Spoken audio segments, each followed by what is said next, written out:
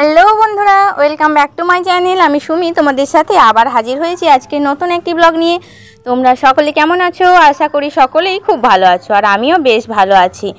তো প্রাণবন্ত একটি সকাল নিয়ে হাজির হয়েছি আবারও। আজকের ব্লগে আমি দেখাবো তোমাদের সাথে আমার দিনটা আজ কেমন করে কাটলো, আর কাজের ফাঁকে নিজের জন্য একটু সময় বের করে পরিবারের সাথে কি সুন্দর মুহূর্তগুলো কাটালাম।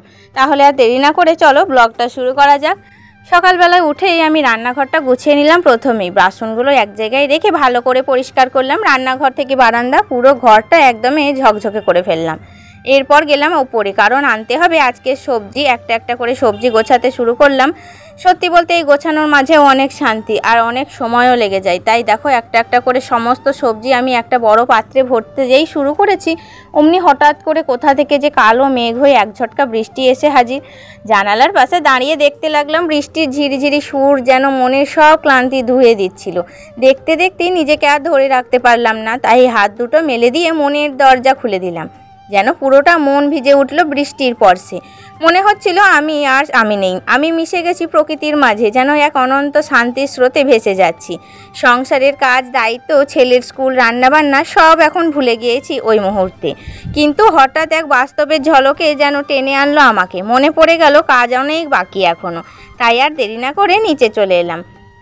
তো দেখো নিচে এসে বেডরুমে ঢুকে পড়েছি। বেডরুমে যা প্রতিদিনের কাজ। তো যাই হোক, এখন তো একেবারেই বোঝা যাচ্ছে যে হ্যাঁ, পুরোপুরি বর্ষাকাল পড়েই গেছে। এই যে কখনো বৃষ্টি, আবার কিছুক্ষণ পরই এক ঝলক রোদ, তারপর আবার হঠাৎ করে বৃষ্টি তো ফিরে আসে। বুঝতেই পারি না আসলে আবহাওয়াটা কেমন থাকবে। এক মুহূর্তে ছাতা দরকার, পরের মুহূর্তে সানগ্লাস। এটাই তো আমাদের বর্ষাকালের আসল রূপ। আর এই অনিশ্চিত আবহাওয়ার মধ্যেই আমি চেষ্টা করি বিছানা থেকে শুরু করে কাপড় চোপড়, ঘরের প্রতিটা জিনিস যেন পরিপাটি থাকে। কারণ সব কিছু যদি সুন্দর করে গুছিয়ে রাখা যায়, তাহলে ঘরটা যেমন দেখতে ভালো লাগে, ব্যবহার করতেও ঠিক তেমনই আরামদায়ক লাগে। কিন্তু আমি একদমই অগোছালো জিনিস পছন্দ করি না। ঘরে যদি সব কিছু এলোমেলো থাকে, তাহলে মনটা ঠিকমতো কাজে বসে না, কোনো কাজেই যেন এনার্জি আসে না। তাই বর্ষাকাল হোক বা গরমকাল, আমি সব সময় চেষ্টা করি আমার চারপাশটা পরিপাটি আর সাজানো রাখতে। এটাই যেন আমার নিজের একটা রিল্যাক্স জোন, শান্তির ঘর। যাই হোক, তোমাদের সাথে গল্প করতে করতে কখন যে সময়টা কেটে গেল আর আমার ঘর গোছানো কমপ্লিট হয়ে গেল আমি বুঝতেই পারলাম না। তো ঘর দুয়ার পরিষ্কার গোছানো প্রায় এখন সব কিছু শেষ হয়ে গিয়েছে।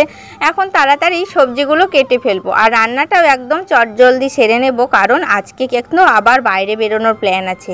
কোথায় যাচ্ছি জানো? চলো দেখি। আমরা সবাই এখন রেডি হয়ে কোথায় যাচ্ছি। সামনেই আসছে মা, আর মাকে এগিয়ে দিতে আসছে দিদি। আজকে সবাই মিলে একটু বাইরে বেরোবো। তোমরাও থাকো আমাদের সঙ্গে, দেখে নিও আমরা কোথায় যাচ্ছি, কেমন কাটে আমাদের এই ছোট্ট সফরটা। হ্যাঁ, তোমরা একদমই ঠিক ধরেছো। আমরা এখন যাচ্ছি কীর্তন বাসরে কীর্তন শুনতে। গ্রামের একটা অনুষ্ঠান, আর হাজারো কাজের ভেতর থেকে যদি নিজের জন্য একটু সময় না বের করে কীর্তনের মতো শান্তিময় জায়গায় না যায়, তবে আর কেমন করে মনটা শান্ত হবে বলো? আর তাই আজকে সবাই মিলে আমরা কাজের ব্যস্ততা ছেড়ে একটু নিজের জন্য, মনের জন্য সময় বের করে রেডি হয়ে গেছি কীর্তন শুনতে যাওয়ার জন্য।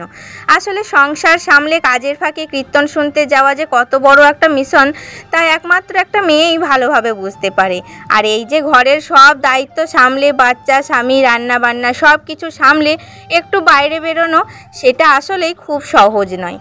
এই কথাগুলো তোমাদের নতুন করে বলে বোঝানোর কিছু নেই মনে হয়। তোমরাও তো আমার মতো একই অভিজ্ঞতার মধ্য দিয়ে যাচ্ছ। তাই আজ যখন একটু সময় পেলাম মনটাকে শান্ত করতে, কিছুক্ষণ প্রাণের খোরাক নিতে চলে যাচ্ছি কীর্তনে। তোমরাও সঙ্গে থেকো, দেখো আমাদের সঙ্গে এই সফরটা। সংসারের সব দায়িত্ব সামলে যখন শেষমেশ এসে পৌঁছালাম কীর্তন বাসরে, তখন দেখি চারপাশে জমজমাট ভিড়ের ঠেলায় আমরা একটু দূরে জায়গা পেয়েছি। তাই দূর থেকেই আজকের ভিডিওটা শেয়ার করছি। দেখো, আজকে কীর্তন বাসরে রয়েছেন জয়দেব তেওয়ারি কীর্তনিয়া। তিনি কিন্তু অসাধারণ কীর্তন করেন। তো তার কণ্ঠে যে ভক্তি আর আবেগ মিশে থাকে, তা মন ছুঁয়ে যায় একদম গভীরে। আমরা ভাবতেও পারিনি যে আজ এত লোকের ভিড় হবে, আর একটু দেরি করায় আমাদের অনেকটাই পেছনে বসতে হয়েছে। তাই সামনে থেকে তাকে দেখানো এবার আর সম্ভব না হলেও পরের পালায় আমি অবশ্যই চেষ্টা করব তোমাদের সামনে থেকে কিছু ক্লিপ শেয়ার করতে। এখন চলছে দেখো সূর্যা পূজার পালা। আর সত্যি বলতে কি, উনি যেভাবে পালাটা পরিবেশন করছেন তা একেবারে চোখে জল এনে দেওয়ার মতো। এই কীর্তনের টানে অনেকেই বহু দূর থেকে এসেছেন, কারণ এমন সুর আর ভক্তিময় পরিবেশ মেলে না সব সময়। আজকের পালা শেষ হওয়ার পর আরেকটি পালা শুরু হবে, আর আমরা ঠিক করেছি শেষ পালাটাও শুনেই তারপরই বাড়ি ফিরব। তোমরাও আমাদের সঙ্গে থাকো। এই কীর্তনের সুর, আবহাওয়া এবং ভালোবাসা সবটা আমি ভিডিওতে ধরে রাখার চেষ্টা করছি, যাতে তোমরা ওই ঘরে বসেই এই অনুভূতিটা পেতে পারো। তো দেখো, যেমনটা বলেছিলাম তেমনটাই হলো। একটি পালা শেষ হওয়ার পর সেই সুযোগে আমরা অনেকটাই সামনে চলে এসেছি, আর এখন সামনে থেকেই তোমাদের শোনাতে যাচ্ছি রূপালী দাসের কীর্তন পালা। তিনিও কিন্তু এক কথায় অসাধারণ কীর্তন পরিবেশন করেছেন। তার গলার সুর, আবেগ আর পরিবেশনা মন ছুঁয়ে যায়। আজকে আমাদের সাথে হাজির হয়েছেন আমার দুই ননদ আর ভাগ্নি। দেখো, ওরাও পাশে বসে কীর্তনে মন দিয়েছে। সকলে মিলে সত্যি একেবারে জমজমাট পরিবেশ। এমন মুহূর্তগুলো যেন পরিবারকে আর একটু কাছাকাছি এনে দেয়। আজকে গ্রামে প্রায় প্রতিটা ঘরে আত্মীয় স্বজন কুটুমদের ভিড়। আমার ঘরও তার ব্যতিক্রম নয়। সকলে মিলে চলে এসেছি কীর্তন শুনতে, আর সেই অভিজ্ঞতা আমি শেয়ার করছি তোমাদের সাথে, যেন তুমিও আমাদেরই একজন হও। আর এখন দেখো, কীর্তন শোনার পর আমরা এসে পড়েছি একটু মেলায় ঘুরতে। মেলার সেই আলাদা একটা আনন্দ আছে। চাটপাট খাবার, ঘোড়ার গাড়ি, ছোট্ট দোকান, বাচ্চাদের হুল্লোড়, সব মিলিয়ে একেবারে উৎসবের আমেজ। তোমরাও থেকো আমাদের সাথে, দেখে নাও গ্রামের এই ছোট্ট মেলা আর আমাদের কিছু হেসে খেলে কাটানো মুহূর্ত।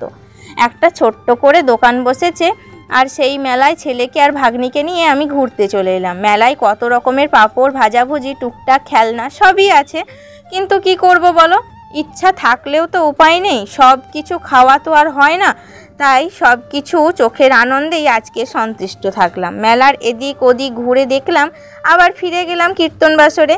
শেষটা আবার একটু মন দিয়ে শুনলাম। সব মিলিয়ে একদম মনটা ভরে গেল আজকের দিনে। তো যাই হোক বন্ধুরা, আজকের ব্লগটা আমি এখানেই শেষ করছি। আবার দেখা হবে তোমাদের সাথে একদম নতুন একটা ভিডিও নিয়ে। তোমরা অবশ্যই জানাবে আমার এই ভিডিও কেমন লাগলো। আমার এই দৈনন্দিন কাজ, সংসার আর কীর্তনের মাঝে আমার যাত্রা তোমাদের একটু হলেও মোটিভেশন দেয় কি না। তোমাদের বাস্তব জীবনের কথাগুলো, অনুভূতিগুলো কমেন্টে শেয়ার করো, কারণ আমি কিন্তু সত্যিই তোমাদের কমেন্টের অপেক্ষায় থাকি। তো ভালো থেকো, সুস্থ থেকো। আবারও আসছি খুব শীঘ্রই নতুন কন্টেন্ট নিয়ে। আমি সুমি, তোমাদের সাথেই আছি। আবার দেখা হবে। টাটা।